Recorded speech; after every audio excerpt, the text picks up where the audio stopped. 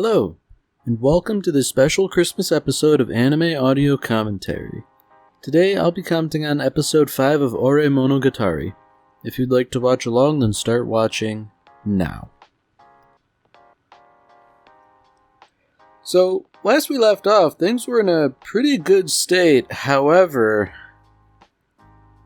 the end of the episode left off with saying the title of this episode was I'm Dense. Presumably from Takeo's point of view, so I get the feeling something's gonna pop off and it's not gonna be good. I mean, if he's taking it upon himself to clean up trash on the subway, or on the trains rather, I feel like he's gonna run into trouble with the law just on vigilante grounds, if nothing else. I mean, as far as things are going so far, life is all good, He and Yamato are getting along swimmingly, especially after the previous episode, and, he really doesn't seem to have suffered too much from hanging out in a burning building.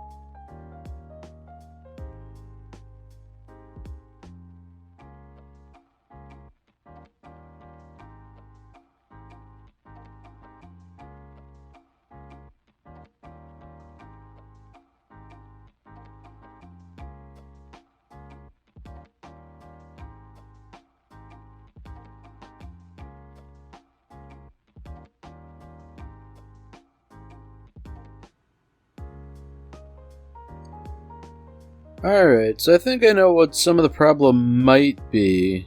I'm getting the feeling they're going to be late to class or something. We haven't seen Takeo at all, and presumably that was that seat in the back that was empty.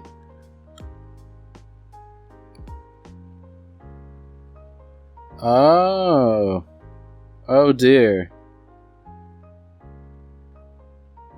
Alright, so this guy, he's, maybe snooping isn't quite the right term, but he's definitely sort of peeking into their relationship.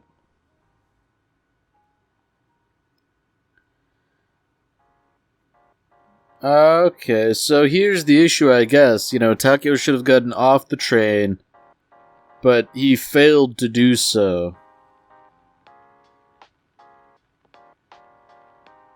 And now he's spreading that video around. That's not a good thing to do, I wouldn't think.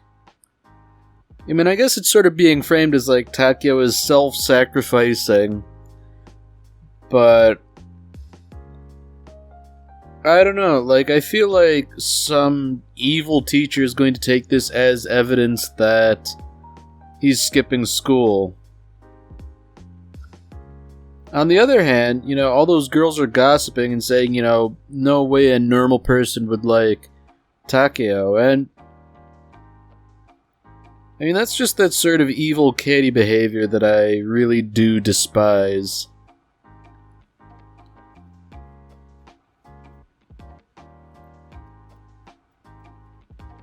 You know, I'm wondering if maybe the plot's going to revolve around something like that. Like this catty behavior combined with stupid bureaucrats at school.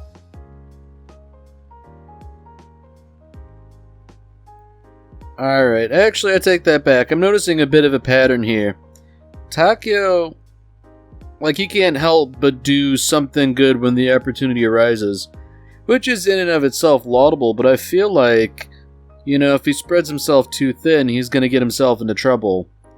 You know, that's not to say he should ever not help a poor drowning child. You know, I think that's worth a little inconvenience if you jump in a river to save a drowning kid.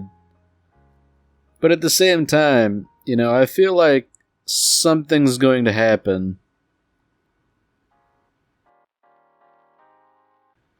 Is this the same mother from the last episode? I mean, she's certainly doing the same sort of thing where she's only thanking Makoto, even though he didn't really do anything. Yeah, you know, I feel like bragging about having never been sick before, I think that's tempting fate.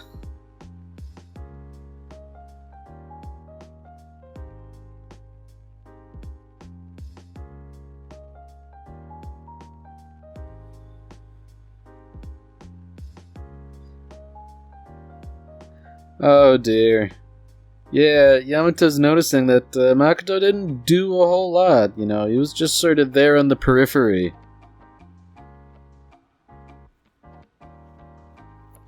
I mean, at the very least, Yamato understands the situation, you know. I think it would take a fairly heartless person to begrudge somebody taking a little bit of time to save a drowning child.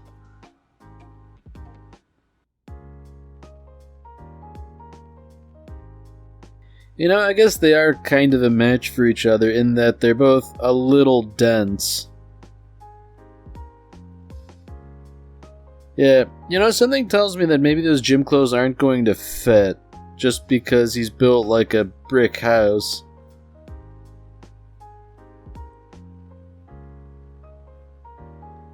Oh dear. I mean, we're not even getting the full view of it, but,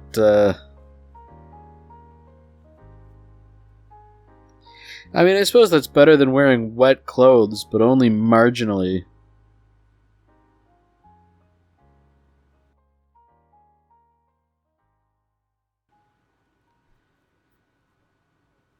So I know it's sort of her hobby, baking and all that, but I'm wondering if that's going to be a fixture of every episode, that she sort of bakes something new. I mean, it's not like a segment or anything, but, it is kind of nice. I enjoy it.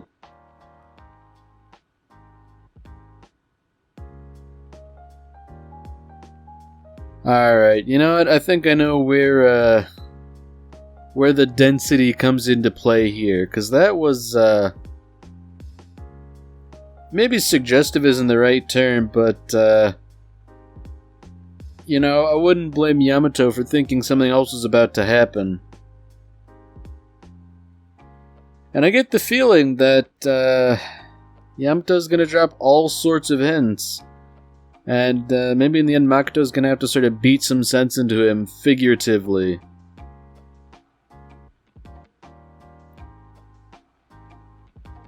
Yeah, you know, Makoto, he might not save drowning children, but he certainly is pulling his weight here, just, you know, giving them time alone and all that. And to my mind, he does it pretty tactfully, too. You know, he doesn't say anything like, oh, I'll leave you two kids alone, wink wink, nudge nudge. He just sort of departs, you know.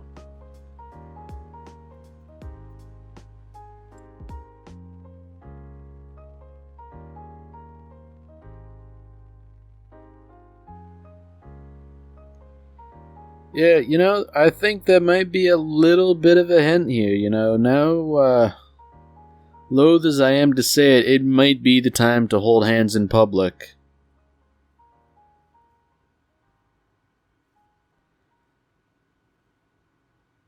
Oh, okay. I'm not sure how Takeo jumped to that conclusion. I mean, in a sense, it's not bad. You know, he's coming at it with good intentions, but I don't know, that seems to be at contrast with what she wants, and I get the feeling she might interpret something like that as a subtle rejection. You know, if she reads between the lines to find something that's not really there.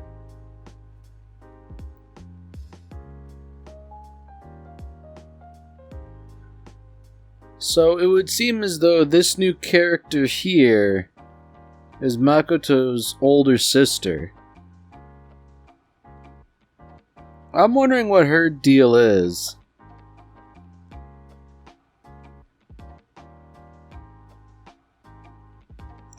I mean, she seems to be crushed by this whole ordeal, and for the life of me, I can't figure out why. You know, surely she didn't have feelings for Takeo and is now disappointed to the point of crying bitter tears.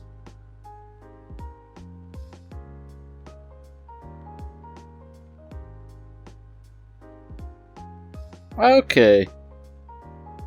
That's better, I think. She's more concerned that Takeo is being taken advantage of. And you know what? I would say that's a reasonable concern for her to have, seeing as how she seems to genuinely like him. Not romantically, but as a friend. Granted, you know, maybe she's being a bit overprotective about her little brother's friend.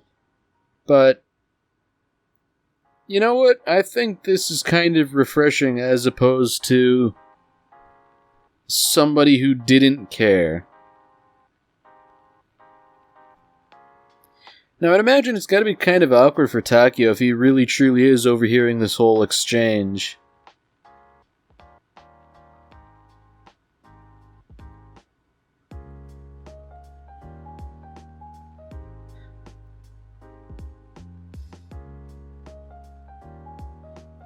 Alright, so I think we're back on the density plot line.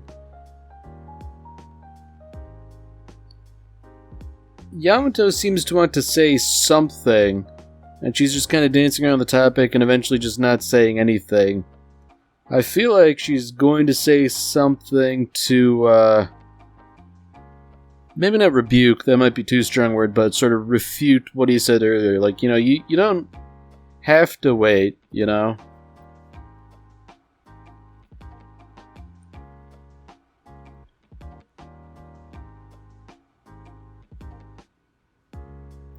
Okay, so I think Takeo has learned the wrong lesson here. You know, he sees that Yamato gets all flustered and assumes that things would be better if Makoto was around, but rather it's the exact opposite. You know, she's flustered because she really likes him, but having Makoto around only stifles things. Now that's gotta be a bit of a shock for Makoto's sister that such a cute girl would go for Takeo, who is, well, frankly built like a gorilla. Now I can only hope that Makoto's sister does this in a tactful way. Because, I mean, I know, and you, the audience, we all know, that Yamato is a good person by all indications, but, you know, even somebody with good intentions, she might be a little too overbearing.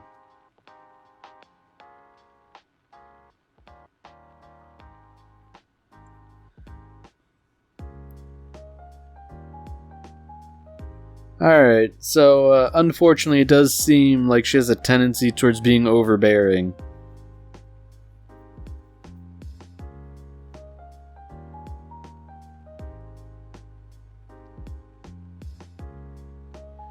Yeah, I mean, Yamato didn't exactly knock that question out of the park, but I think that's more to her personal idiosyncrasies than not having an answer. Nevertheless, I feel like Makoto's sister is only going to redouble her efforts. I mean, here we go. She very clearly likes the cookies and admires the craftsmanship, but she can't just, give compliments and all that while she's trying to suss out motivations. It's a good dynamic for comedy, somebody who's trying to keep a straight face and maintain a facade when all of their instincts tell them to stop it.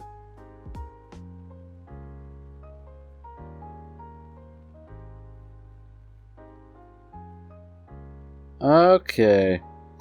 So that little exchange here, I feel like that's going to be taken out of context. Yamato is just being modest, but it also seems like she screwed something up. Although, I almost have to wonder if this was on purpose. I mean, maybe I'm just sort of thinking conspiratorially that she would do something like this to provoke something, but I can't imagine what she could possibly hope to achieve by doing this. I mean, nevertheless, Takeo truly doesn't mind. Sure, it's a bit of a surprise expecting a cookie to be sweet, but, if it tastes good all the same.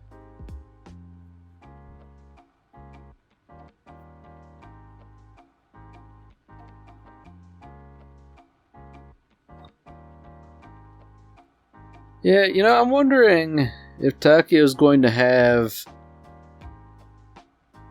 Okay, well, that's an interesting answer. And it seems to be one that Yamato doesn't like or approve of. Something about that isn't sitting right with her.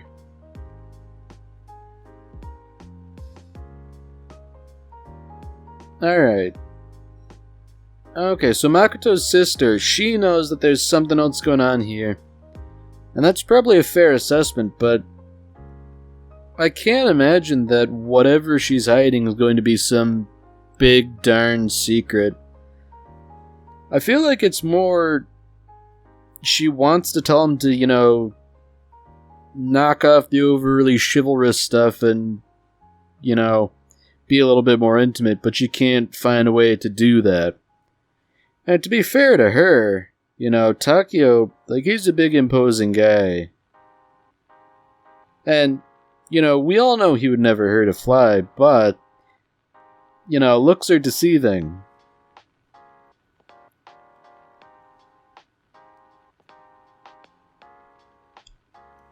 So ultimately, I think the crux of the issue here is that Takeo isn't truly treating her like a person. And that sounds kind of stupid, but I think it's one of those things where, you have to, meet a person where they are, don't put them on a pedestal and all that. I mean, she is very clearly a person and he does treat her like one, but, the dynamic isn't quite boyfriend-girlfriend, if you catch my drift. And, you know what? All of that can probably just be chalked up to neither of them having experience. Unfortunately, it's just one of those things you kinda have to learn. And also, unfortunately, it seems like, nobody's being particularly forthright about things.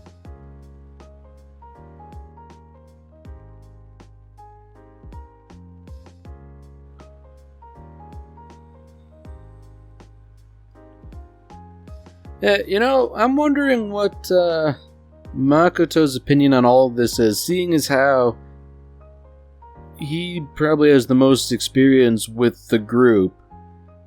Because I think his sister's kind of on the right path given how information's been presented to us.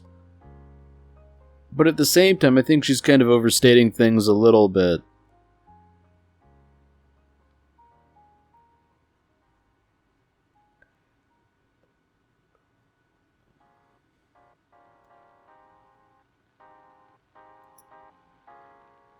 Oh dear. Alright, yeah, once again, appearances are unfortunate. Takeo wants to figure out what's going on, so he's resorting to reading magazines. And, you know, at the best of time, those magazines only ever print garbage. Like, that's not gonna help you in any way. I guess, if nothing else, at least Takeo's trying to be proactive about this whole thing. I feel like Makoto's sister isn't helping things either.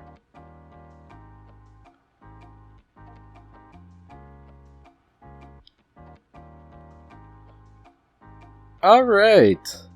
There we go. You know, there could be an actual big problem that this secret is hiding. But none of that matters to Takeo because Yamato's suffering because of it. There we go. This is good stuff. You know, I really hope it is just some sort of trivial misunderstanding and there isn't something bad actually going on.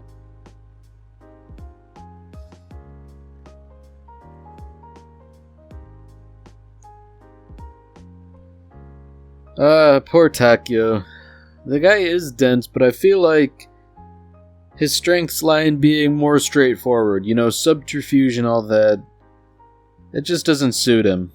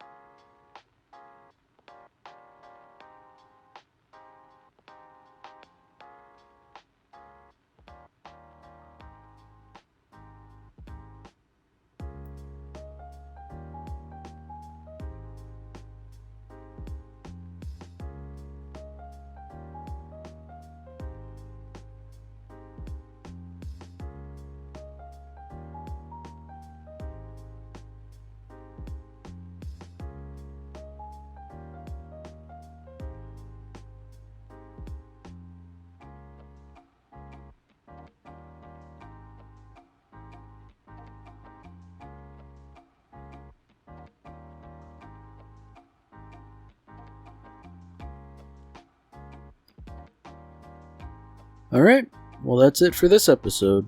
If you've enjoyed it, then by all means, tune in for the next one. Merry Christmas, Space Cowboy.